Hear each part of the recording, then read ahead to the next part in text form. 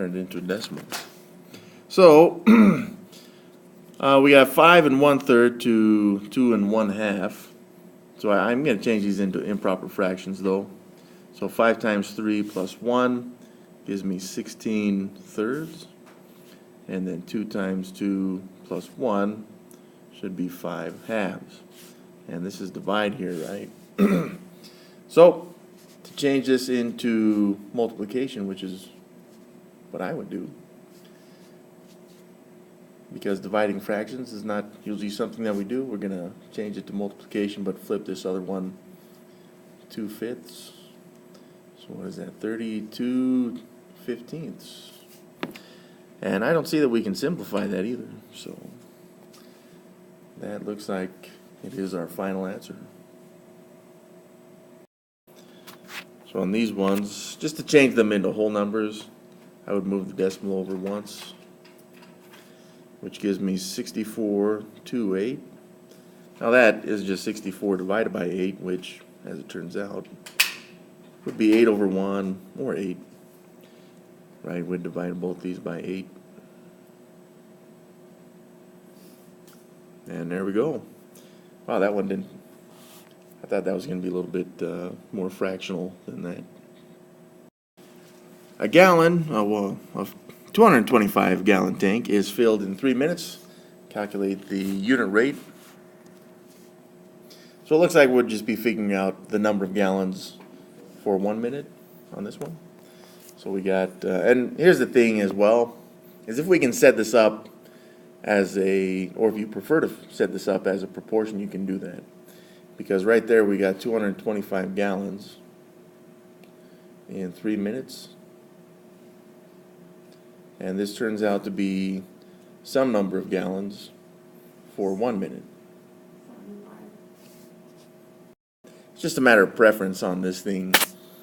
Really, essentially, we're going to solve them the same anyways, because right here we're going to divide that by 3, and then we'll divide the 225 gallons by 3. So 75 gallons per minute. That seems pretty fast. Right, 28 pounds for 8 people as a rate in the lowest terms. So this one doesn't necessarily want a unit rate, it just wants a rate in lowest terms. So we got 28 pounds for 8 people.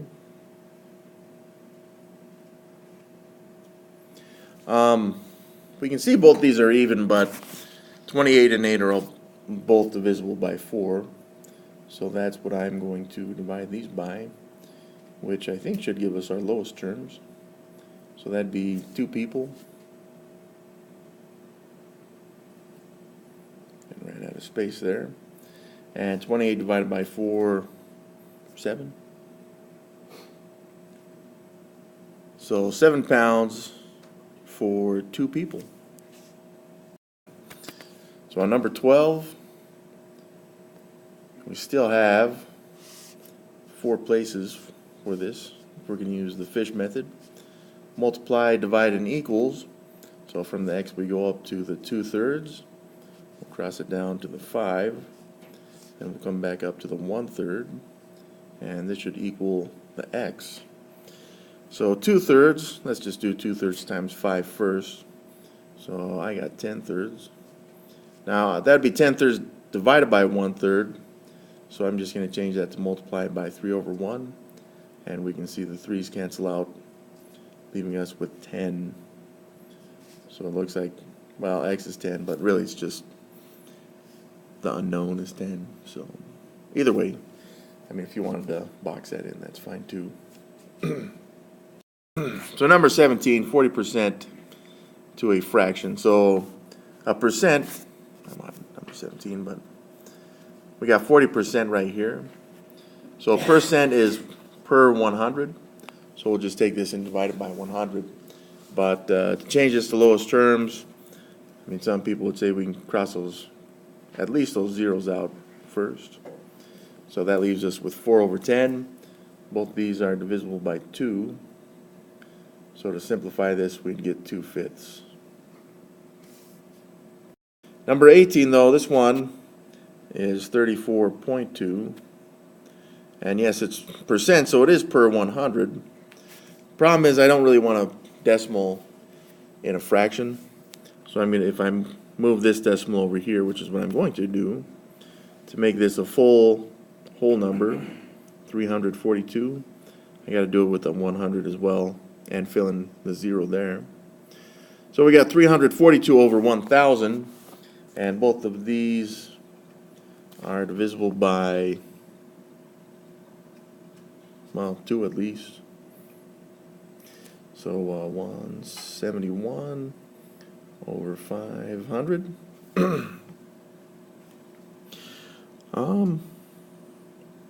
I don't see that that can be simplified any further, actually.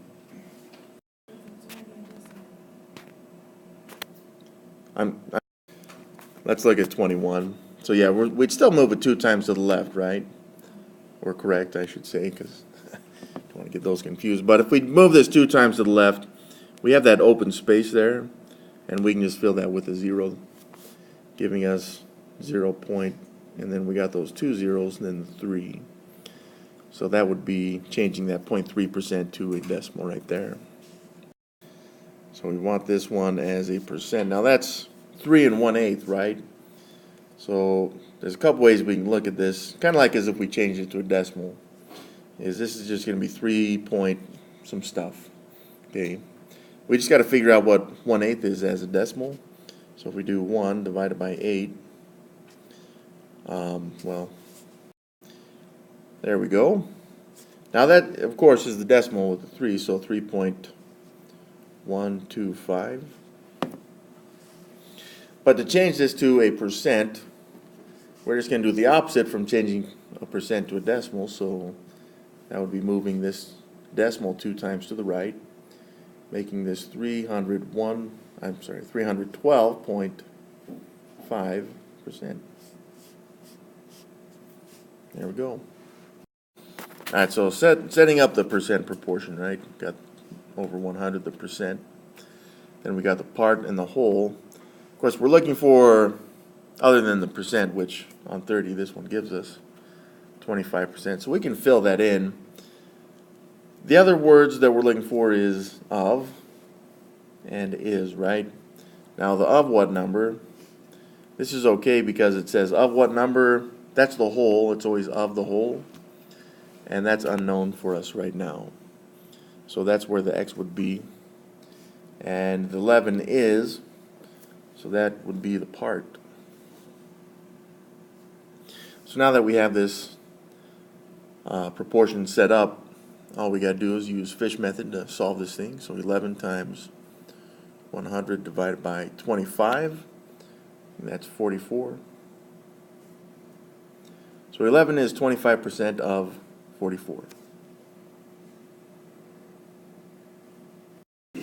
A student answers 18 questions correctly on a 20-question test. What percent of the questions were answered correctly? So correct answers were 18 out of a 20-question test. So we just need to change this into a percent. There's a couple ways we can do this. I think the way that we're more familiar with is turning this into a decimal. That seems like what we did last night, but it seems so not so long ago. So let's do 18 divided by 20. 18 divided by 20. 20 doesn't go into 18, but it will go into 180. 9 times. So if I had 0.9, because this, as it turns out, would just be 0 remaining. If I had 0.9, how do I change this to a percent? I'll just move the decimal 2 times to the right. And this becomes 90%.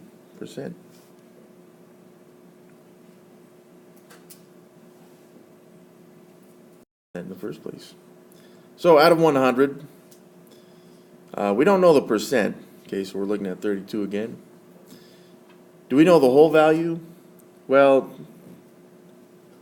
that would be the 20 questions on the test, because that's all of the questions, or the whole test had 20 questions.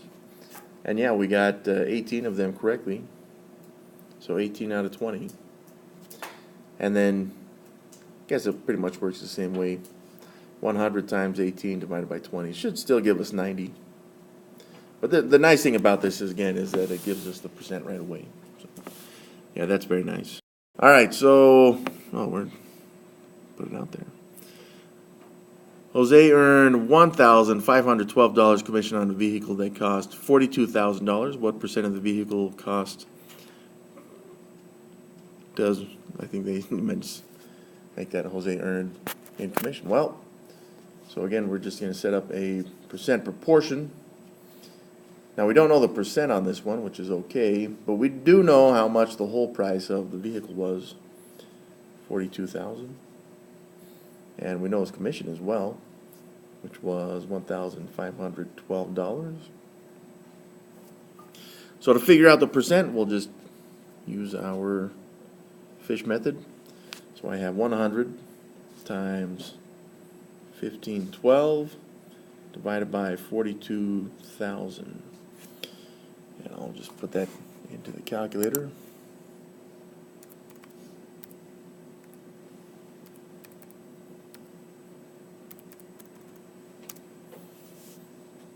I must have typed that in wrong.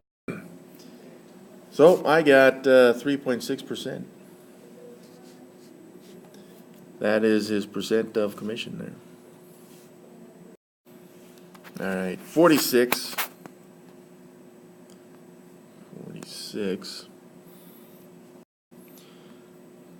Jose earned $11.50 per hour on his last paycheck. He has received a raise and now will earn $11.96 per hour. What is the percent of increase? So we just got to figure out the amount of change first. We know it's an increase. So to do that, we'll take the $11.96, subtract the $11.50, and we should get 46 cents out of that. So it's a 46-cent increase. Now to figure out the percent of increase, we just need to divide this by the original amount that he was making, which was, very good, $11.50, and we'll just take that and multiply it by 100. That should give us the answer on this thing. So 0.46 divided by 1150 times 100. I got 4%. Even. An older model laptop has been marked down 30%. If the original price of the laptop was $235, what is the sell price? So once again, we'll set up a percent proportion on this thing. It's going to be out of 100. Specifically, we got 30% on that. And the original price of this one is $235. So when we solve this percent proportional, that's going to tell us how much to take off of that 235. So just using the fish method, 235 times 30 divided by 100. What is that? Times 30 divided by 100. So I got $70.50. Which again, that's just got to come off of that 235. So I'll just subtract that out. So minus 235. And I got 164.50. So this would be the sell price of the laptop. A student at Slick, took out a STIL loan. I don't know what that is, but still, for 4 months to pay their fall semester tuition. If their interest rate was 12% and the loan was for $1,600, then how much interest will they owe? And then what will the total bill be for this loan? This is a good one. So to figure out the simple interest on this one, we got the loan, the principal, so the interest, this is number 47. The interest is going to be equal to the principal. That's how much they borrowed, $1,600. At 12%, which we'll just need to make this a decimal, 0.12, And this is for 4 months. So we're going to take 4 months out of 12. Because the time is always in years. So we'll just solve this. So that's $64 of interest. But then it also wants to figure out how much it is for the total bill. So we'll take the $1,600 and the $64 of interest. So that should be $1,664 total.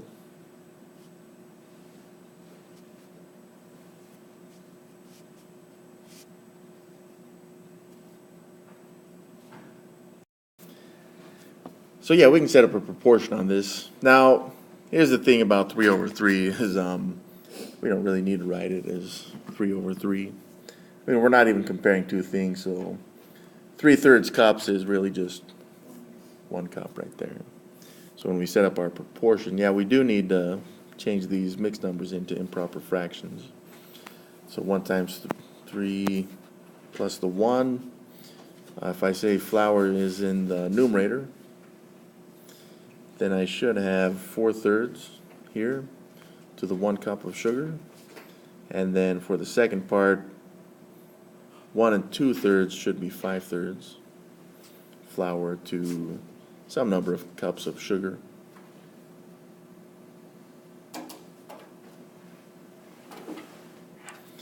So this comes out to be 5/3 times 1 divided by 4/3. And when we solve that, we should get 5/4 cups of sugar. Now I'm okay leaving this as an improper fraction, but it may make more sense to say 1 1/4 cups of sugar. Either way is good.